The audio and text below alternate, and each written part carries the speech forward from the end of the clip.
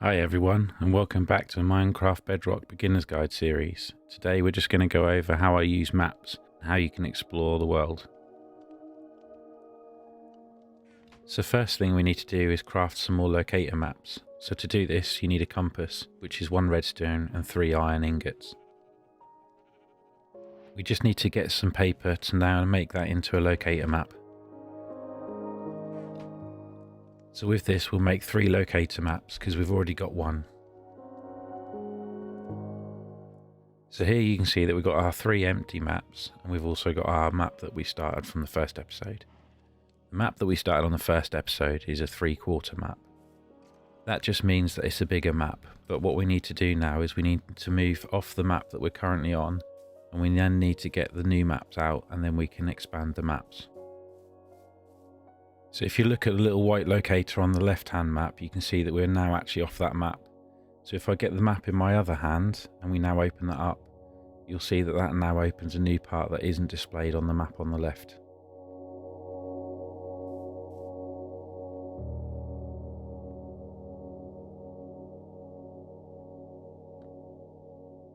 So what I'm now going to show you is how you can expand the map and make it bigger. If you put the map in the middle on the crafting table and surround it with paper, it then zooms out the map.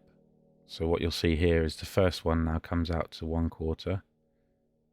And then if you do that again, you can see that the map is now bigger where we were standing a minute ago. And again, you can do this again and make the map bigger.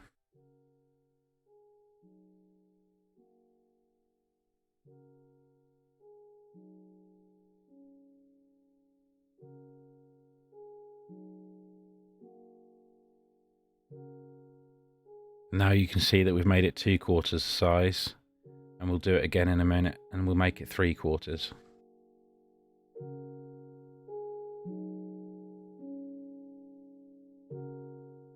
Trying to do this with a controller isn't always the easiest thing.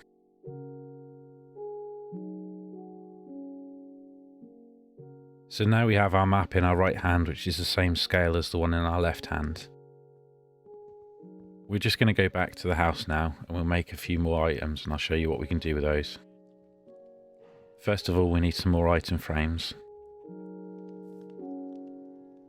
And if you remember from a previous episode, you can actually copy maps as well. And you can do that just in the normal 2x2 crafting area in your inventory.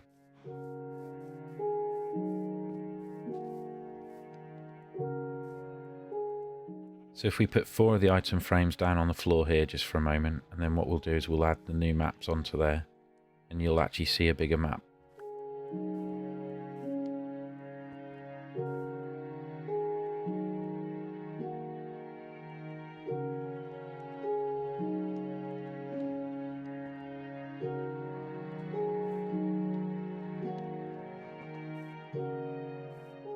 So as you can see there on the floor, I actually put 4 item frames because I want to do this with 4 maps. So what I'm now going to do is I'm going to run off the map again, and I'm now going to generate another map, which will now be the northwest of those maps.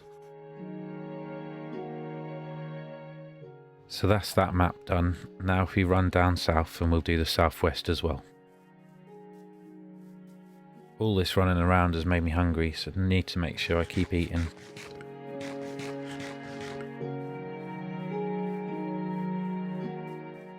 This is why it's quite good to explore the maps, because the more you travel around, the more resources and things you'll find. Like this cave would be quite good to come back to later.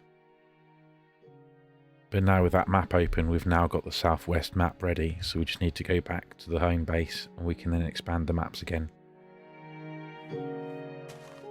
We need some more sugar cane, and that's not growing quick enough, so if I just quickly bone meal this, I'll get what I need.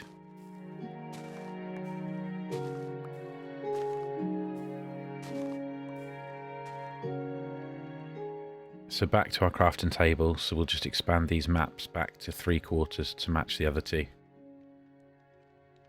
You know how to do this bit, so I'll skip to the end. So we've now got our maps, so obviously this one is going to be the southwest because our little locator is in the top right hand side. If we just duplicate that one, we can then put that one on the floor with the others.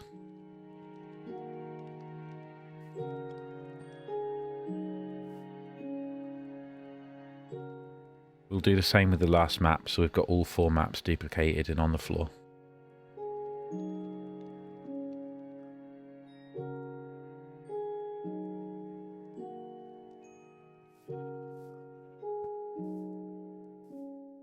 With the 4 maps now ready, now the fun part begins where we can actually now start exploring the world a bit more. And obviously with the maps in our hand, it'll actually expose that and track where we're going. So what we're going to do is we're actually going to take some item frames and some spare maps. And when we find any villages or anything interesting, we can leave a map behind which will leave a locator mark on the map. So let's start exploring. So if we start heading off to the northeast, we'll expose that map. Rather than you having a video of me running around in circles, I'll just cut to some of the good bits. So here's a good one to start with. We haven't found one of these yet. This is a ruined nether portal. So a nether portal, when activated, actually takes you to a different dimension. So this bit that we're actually playing on is what people call the overworld. And then you get the nether, which is a separate world altogether. And we'll be visiting that in a future episode. A lot of nether portals do actually have a chest with some tools and some bits and pieces, so it's worth sometimes raiding them.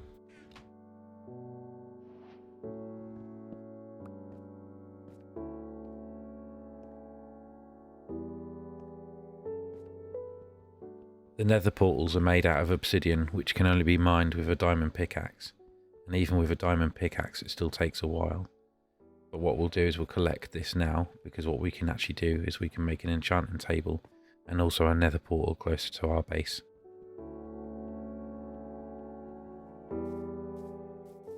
Anyway, let's get back to exploring this map. So over this hill we do actually find another village, which is great. Sometimes the longer you stand in a spot and let the terrain load, it actually loads up more on the map. But what you can see there is we've actually got another ruined nether portal directly in this village, which is quite good.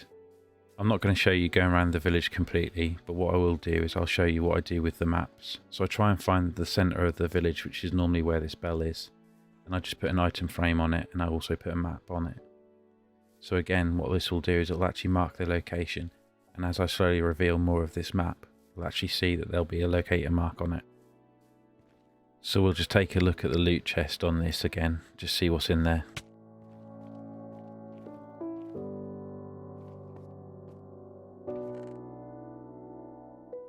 There's some golden tools. These are good, but they don't really last that long, so they're not really worth taking home.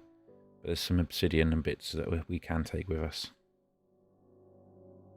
Anyway, let's keep moving and see what else we can find.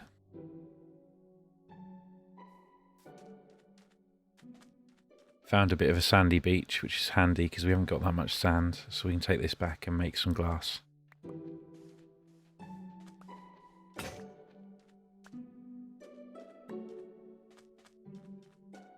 Okay, let's start heading our way back.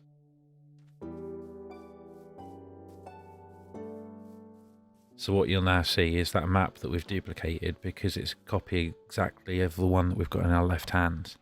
It'll show exactly the same information. So we've got the green locator at the top there where the village is. So we need to just carry on exposing some more of these maps and we'll have all of the map exposed. We'll just quickly smelt some of that sand down into glass.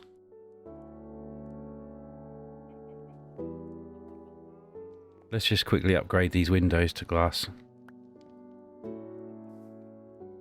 Glass is quite good because you've got two different options. You can either have glass blocks or glass panes. If I make both, then I can show you the differences.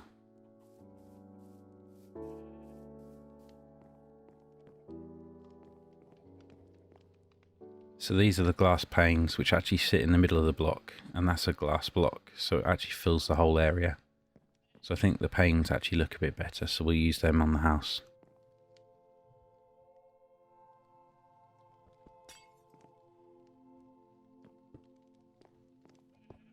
Anyway, we need to get back to what we originally were going to do, so I'm now going to expose the maps on the west. A good way to get around maps, if they've actually got rivers and stuff, is to actually make a boat. Using a boat is a quicker way to get around maps as well.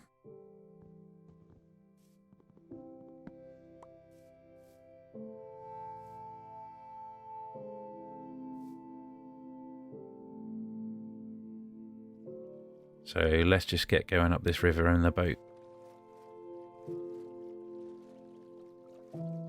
We can see a village straight away, look.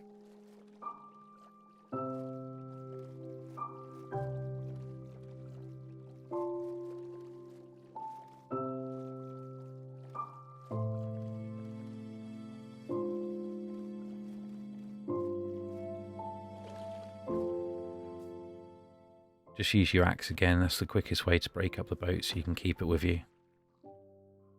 So let's go find the centre of this village and then we can mark it up again and then we can keep exploring. Like I say, whenever you're exploring, make sure you keep a bed with you so you can go to sleep at night to keep the mobs away. So we've got another village here. A ruined nether portal over here. And another village on the bottom of this map as well. So that's 3 villages. So we're getting there. That's the northeast map nearly fully discovered. Let's crack on with the next one.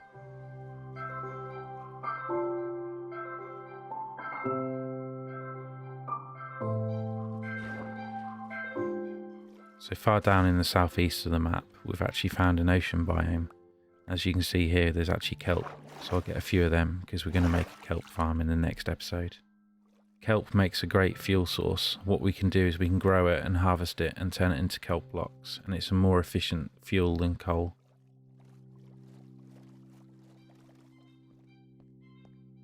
So this one over here is a bit more of a snowy, icy biome, but what you can see here is a bit of a trick. What you can do when you're actually on the borders of 2 maps, if you hold one in your left hand and one in your right hand, if you walk down the border, you're actually exposing both edges of the map at the same time. And the last little tip to try and get around maps really quickly is if you actually use a boat on ice, you can see how quickly you can go. But as soon as you hit the snow, you do go very slow, so just be careful and just try and keep on the ice.